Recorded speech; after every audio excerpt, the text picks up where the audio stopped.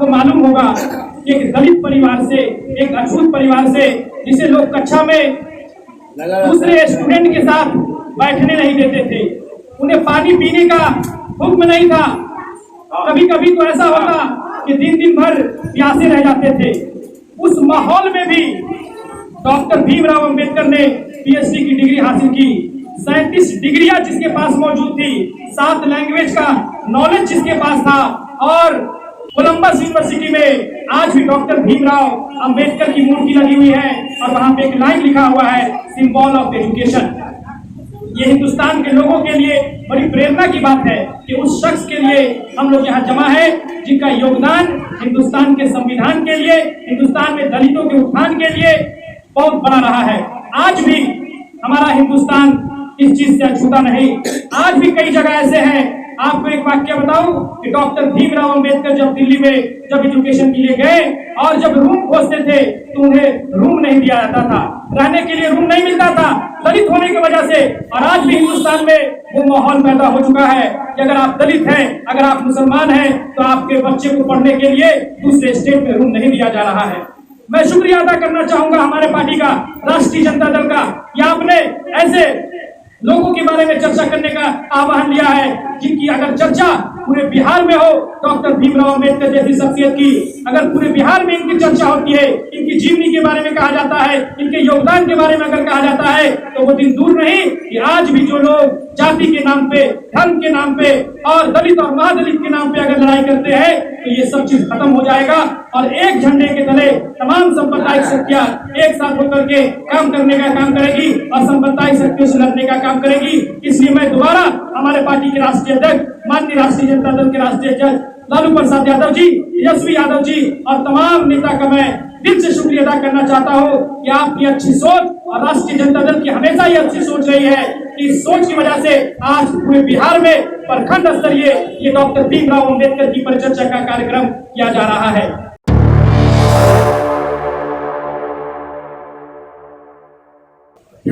ए article कहता है कि हमारे देश में वैज्ञानिक सोच है, इसको विकसित होना चाहिए। भारतीय संविधान कहता है कि वैज्ञानिक सोच, तर्क और ज्ञान, इसकी बात होनी चाहिए। बगल में जो बाबा आए हुए थे, जो आपको चमत्कार बता रहे थे, जो आपको ताबीज दे रहे थे, क्या ये संविधान सम्मत बात थी? ये संविधान की धारा 151A का उल्लंघन था कि नहीं था? तो हिंदू राष्ट्र की बात कर रहा था कि हिंदू राष्ट्र हम बनाएंगे, क्या इस पर न्यायालय को संज्ञान लेना चाहिए था कि नहीं लेना चाहिए था? मित्रों, जब आप पढ़े लिखे होंगे तब आप समझेंगे कि कौन हमारे यहाँ संवैधानिक बात कर रहा है और कौन गैर संवैधानिक बात कर रहा है। यहाँ का मिनिस्टर, यहाँ का MP अंधविश्वास आडंबर फैलाने वाले का जाके आरती उतारता है। क्या इनको संविधान की समझ नहीं है? आप संविधान की धारा 340 और 341 की बात कर रहे हैं, जहाँ आरक्षण की बात होती है। आरक्षण हमारी कोई भीख नहीं है। तो धारा 341 था, एक कमेटी बनाया गया जहां अनुसूचित जाति और जनजाति का सर्वेक्षण हुआ, जो हम अनुसूचित जाति और अनुसूचित जनजाति के नाम से जानते हैं। और जो भारत की जो संसदीय लोकसभा में जो कुल सीट है उससे 1 सीट रिजर्व है SC ST के लिए। इतना आना ही आना है। हमारा जो विधानसभा है इसमें 38 सीट शेड्यूल कास्ट के लिए और 2 सीट शेड्यूल ट्राइब के लिए। 40 सीट आना ही आना है। हमारे शेड्यूल कास्ट और शेड्यूल ट्राइब के लोग जाएंगे ही। लेकिन जो संविधान की धारा 340 था, जहाँ पिछड़े और अति पिछड़े वर्ग के लिए हम रिजर्वेशन की मांग कर रहे थे, वहां पर झगड़ा हो गया था, वहां विवाद हो गया था। आप लोग पुणे पैक्ट के बारे में जानते होंगे, पढ़े होंगे। जो गोल में सम्मेलन हो रहा था, बाबा साहब भीमराव अम्बेडकर ने डबल वोट की मांग की।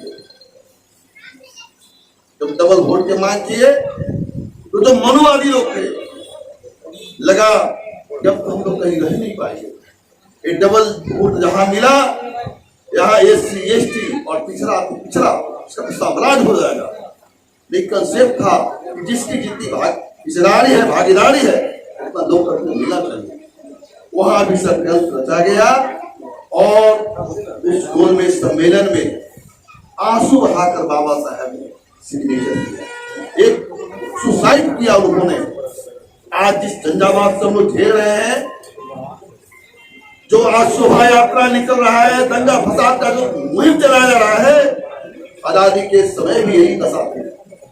लेकिन हमारे पुरखों ने क्या किया, वो कलम को उठाया, उस संविधान में ताकत दिया।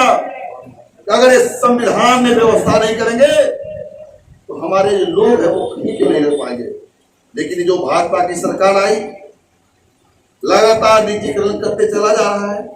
आप आरक्षण स्वतः खत्म होते चला जा रहा है, लेकिन आप ताली और थाली बजाने में पसंद है। आप ताली बजा रहे हैं, आप तो हिंदू धर्म राष्ट्र घोषित करने में आपको मजा आ रहा है। लग रहा है कि हमारा तो देश हिंदू राष्ट्र। मित्रों, ये बहुत बड़ी साजिश है। हमारे राष्ट्रीय जनता दल, हमारे लालू प्रसाद जी कितने बड़े दूरदर्शी हैं। यही कारण है कि अनुमंडल से लेकर, प्रखंड से लेकर और पंचायत तक बाबा साहब भीमराव अम्बेडकर की परिचर्चा करवा रहे हैं। इसलिए आपको अगर सुरक्षित रहना है या कदम से कदम मिलकर आगे बढ़ना है तो आपको संविधान पढ़ना पड़ेगा, संविधान को जानना पड़ेगा। अगर आप संविधान को नहीं जानते हैं, नहीं पढ़ते हैं, तो आप कुछ नहीं जानते। चाहे आप लाख रामायण पढ़ लीजिए, कुरान पढ़ लीजिए, गीता पढ़ लीजिए, महाभारत पढ़ लीजिए, सब आपके लिए बेकार है। ये जो गरीब का अधिकार है, जो मजदूर का अधिकार है, ये अधिकार आज अगर कोई भी आगे बढ़ चढ़ करके अगर इस अधिकार को अगर दिलाने का अगर काम किया है, गरीब को जो राहत देने का काम किया है, जो हमारे लालू यादव, जो बिहार के, जो हम लोग के आदरणीय सुप्रीम लालू यादव ने जो गरीब को चलने का, बोलने का, सभी तरीके से बड़े छोटे, गरीब, दलित, महादलित सबको जोड़ने का काम किया और एक साथ लेकर के चलने का काम किया है। साथियों, आज जो हम लोग जब वोट की बात आती है या कोई है तो हम लोग एकजुट होकर करके, मैं भी मुस्लिम हूँ, हम लोग एकजुट होकर करके हम लोग लालू यादव को वोट देते हैं। इसलिए देते हैं कि लालू यादव वो कुदरी के लाल हैं और गरीब के समस्या को, और लालू यादव का कोई छोटा मोटा दिल नहीं है, बहुत बड़ा दिल है। हमने तो देखा है वो प्रचार करते करते अगर मुसर की बस्ती में भी उतर जाते हैं तो जाकर के उसके बच्चे को नहलाते हैं, धुलाते हैं और कपड़ा पहनाने का काम करते हैं। अगर किसी ने उस जमाने में भी अगर आदेश कर दिया कि हमारे ये पीए जल नहीं है, इन्होंने जल पहुंचाने का काम करते हैं। क्योंकि मुसलमानों के अंदर में हम लोग के गार्जियन, जो दादा परदादा, सभी लोग यही शिक्षा देते हैं कि अगर किसी के घर में अगर कोई दुनिया से गुजर गया हो तो उसके नाम से चापाकल या कुआं या पोखरा, ये सब चीज जो बनाने का काम करते हैं। तो आज जो हम लोग एक बात कहना चाहते हैं, जो आज लोग कहते हैं कि जो मुसलमान मुसलमान मुसलमान क्यों लालू यादव को चाहता है और क्यों आरजेडी को चाहता है, इसमें बहुत बड़ा कारण है। क्योंकि लालू यादव गरीबों का गरिमा को समझते हैं। लालू यादव गरीबों का जो अधिकार दिलाने की जो उन्होंने लड़ाई लड़े थे, वो लड़ाई हमेशा लड़ते रहे, किसी के दबाव में नहीं आए, किसी के बातों में नहीं आए। बहुत से पार्टी उनके साथ जो है ना धमकाने का काम किया, भड़काने का काम किया। उन्होंने कहा कि मैं जेल जा सकता हूं, मगर ये जो गरीब के साथ धोखाधड़ी कर नहीं सकते हैं। और जब तक बिहार में आरजेडी की सत्ता रहेगी, मैं तब तक किसी गरीब के साथ अन्याय होने नहीं देंगे। का वाक्य है कि अम्बेडकर साहब को जब कुछ नहीं थे, उनको चुनाव लड़ाने के लिए मुस्लिम लीग, देश बंटवारा हुआ उस समय की बात है, कलकत्ता से अपने सीट पर मुस्लिम लीग पहला बार सांसद भेजने का काम की। तो मेरा मानना है कि जब मुस्लिम लीग नहीं होती, इंडिया में मुसलमान नहीं होते, तो हमारे बाबा साहब सदन में नहीं जाते, और जब सदन में नहीं जाते तो हमारा आवाज कौन उठाता भाई? तो ये कहीं ना कहीं हमारे जो भाई जो हैं, मौसेरे भाई बोले, चचेरे भाई बोले, मुस्लिम हैं, तो भाई वो नहीं होते तो हम लोग नहीं होते।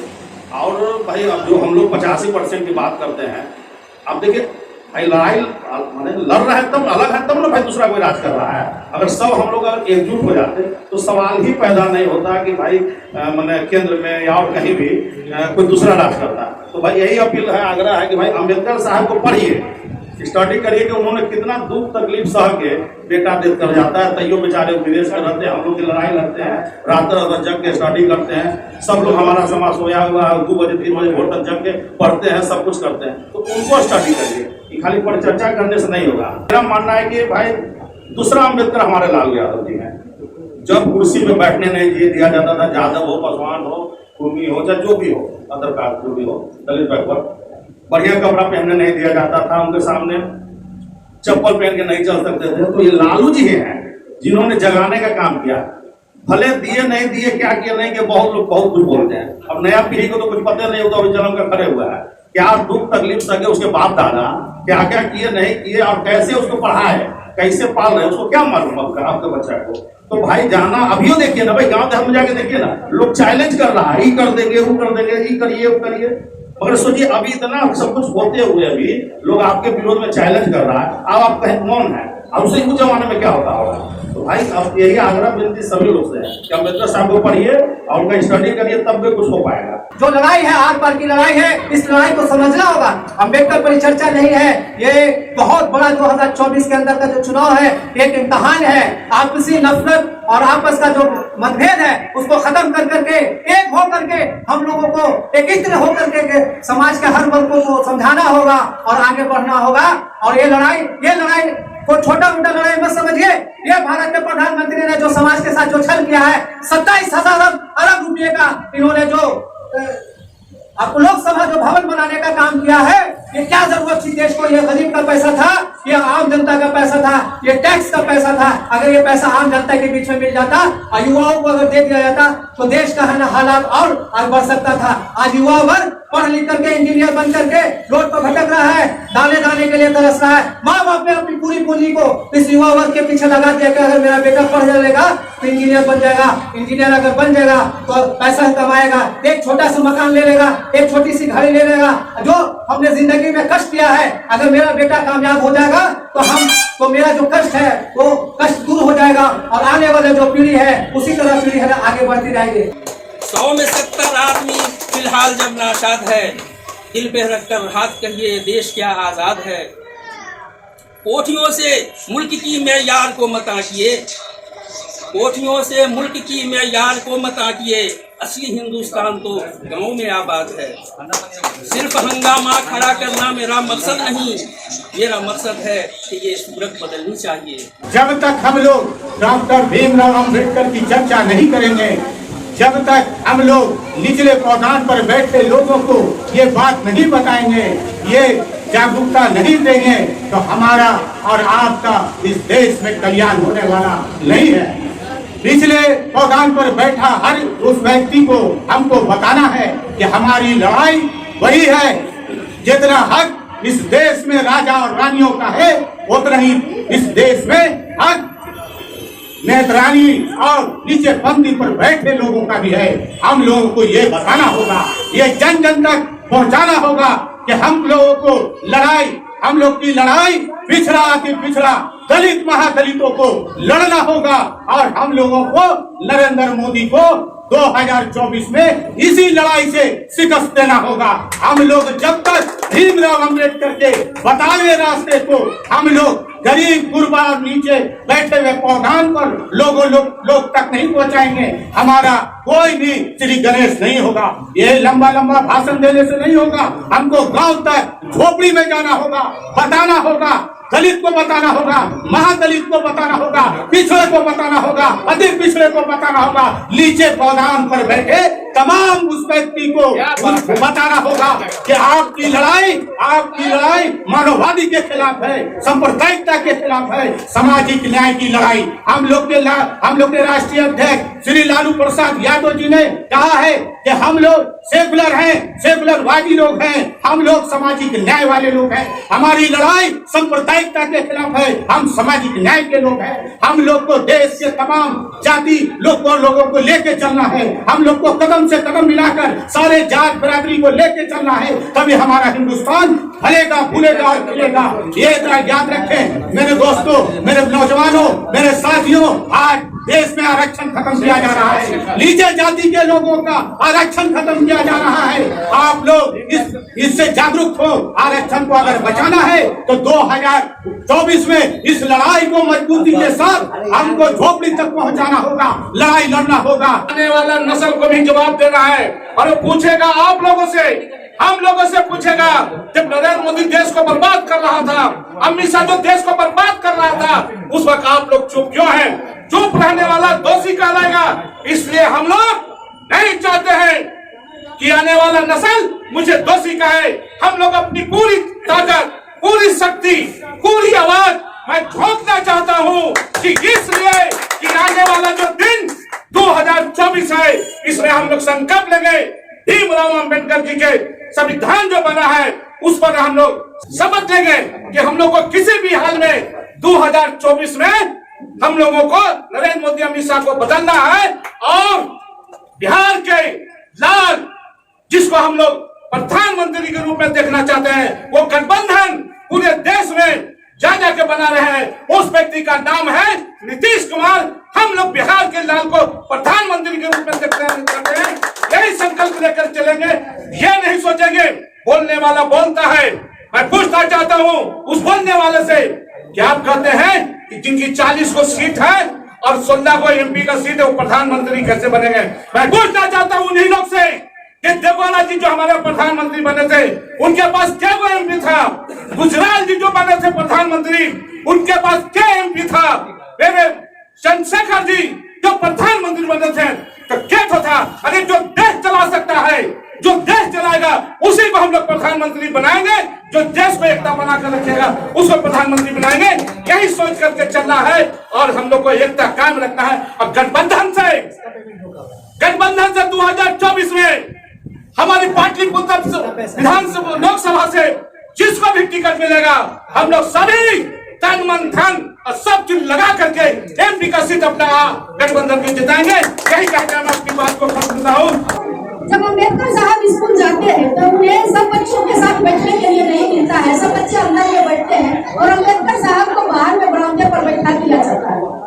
एक बार अंग्रेज आते हैं सर्वेक्षण में, चूंकि देश गुलाम था और आया तो सब लोगों से, सब बच्चे से सवाल पूछे कि बच्चों ये बताओ ऐसी कौन सी चीज है जिसको तुम देख सकते और छू नहीं सकते?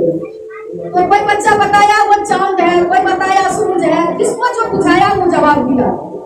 जब अंग्रेज जाने लगे तो बाहर निकले तो देखे कि एक बच्चा बरामदा पर बैठा हुआ है, तो उसके पास जाकर के वो खड़े हो गए और अंग्रेज ने पूछा कि तुम्हारा नाम क्या है? तो अम्बेडकर साहब बड़ी शालीनता से उन्होंने अंग्रेज को बताया कि मेरा नाम भीमा है।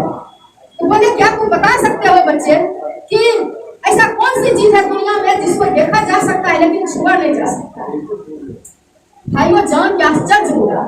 अम्बेडकर साहब बड़ी शालीनता के साथ बोले कि इस स्कूल की उस घड़ा में जो पानी रखा हुआ है उसको मैं देख सकता हूँ लेकिन छू नहीं सकता। आप समझ सकते हैं कि हमारे अम्बेडकर साहब की कितना मुबारक। उस अम्बेडकर के बारे में जब पढ़ती हूँ या जानती हूँ तो लगता है एकदम आत्मा रो जाता है कि क्या हुआ होगा।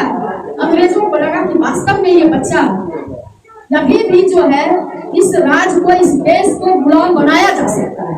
ये देश गुलाम बनने के ही लायक है जहाँ इंसान इंसान से छुआता है। यहाँ तो राज्य जब तक सूरज चांद रहेगा तब तक किया जा सकता है।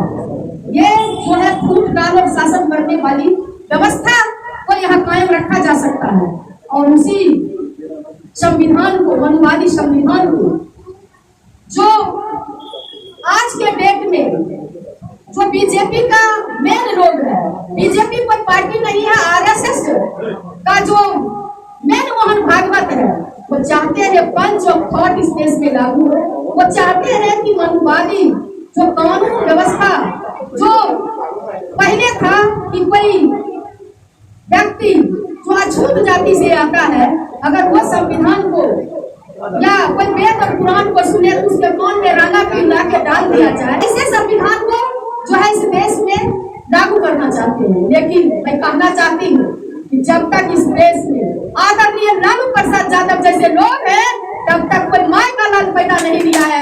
इस देश के संविधान को जो है बदलने की कोशिश भी करेगा, छूने की भी कोशिश करेगा तो नहीं कर पाएगा। देश में जब कानून बन रहा था तो अम्बेडकर जी को भी सारे लोगों ने नीचे निगाह से देखने का काम किया था।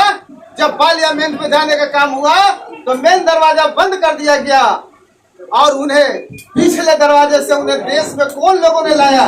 इसी देश के मुसलमान भाइयों ने पिछले दरवाजे से ला करके और पार्लियामेंट में कानून बनाने का काम करने का वादा किया और आज देश में कानून बना है तो अम्बेडकर जी के अनुसार बना है। और देश में जो हम लोगों को जो कुर्सी मिल रहा है, जो संविधान के अनुसार जो हम लोग चल रहे हैं, वो बाबा साहब भीमराव अम्बेडकर की देन है। या तो ये जो बीजेपी के लोग और जो आरएसएस के लोग हैं, ये हमेशा देश को बंटवारा कर करके देश के संविधान को खतरे में डालना चाहते हैं। ऐसे लोगों से हम लोगों को होशियार होने की जरूरत है दोस्तों। और आगे बढ़ करके 24 में जो हमारे बिहार के जो माननीय मुख्यमंत्री नीतीश कुमार गरीबों दलितों अकलियतों के नेता है, बिहार की आन और बान और शान है, उन्हें देश के खोज रहा है। कोई से सांप्रदायिक शक्तियों को उखाड़ फेंकने के लिए आगे आए और नीतीश कुमार देश का प्रधानमंत्री बने, ये बिहार का गौरव की बात है। हम तमाम बिहारियों का गौरव की बात है कि नीतीश कुमार देश के प्रधानमंत्री बने और सामाजिक न्याय की सरकार बने। रस्त रहा गया 1990 से कि अगर लालू यादव को आसानी से छोड़ोगे तो फिर जो मेरा सोच है कि हिंदुस्तान को दलित और हिंदू को अलग अलग करके रखें, ये संभव नहीं हो पाएगा। और हम इन लोगों से कभी भी सुध का काम नहीं ले सकेंगे। इसलिए लालू यादव को किसी तरीके से फंसाओ, और नहीं तो इससे बड़े बड़े घोटाला किए हुए जो हजार करोड़ के घोटाला किए हैं, लाख करोड़ का घोटाला कर लिया है, मगर उन लोगों के ऊपर कोई केस नहीं हो पा रहा है। और हमारे लालू जी के ऊपर सिर्फ कहीं 53 करोड़, कहीं 102 करोड़, कहीं 25 करोड़, कहीं 17 करोड़ का साधारण केस में डाल करके और लगातार जल्द से जल्द उन पे कार्रवाई करके और लालू जी को जेल कराने का काम किया जाता है। 1997 में जल्दी से जल्दी 90 में वो आते हैं मुख्यमंत्री बनके और लोगों का अधिकार देना शुरू ही करते हैं जब तक इनको फंसाने का काम किया जाता है। और 97 में अंततः इनको फंसा के जेल में डाल दिया जाता है।